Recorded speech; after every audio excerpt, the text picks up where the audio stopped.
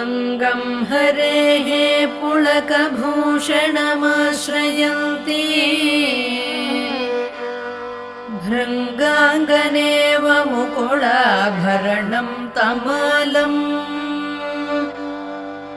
अङ्गीकृताखिलविभूतिरपाङ्गलीला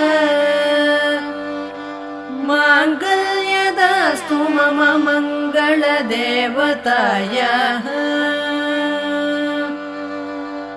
मुग्धा मुहुर्विदधति वदने मुरारेः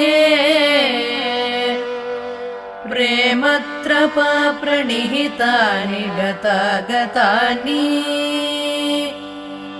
मालादृशोर्मधुकरीव महोत्पलेया सा मे श्रियं दिशतु।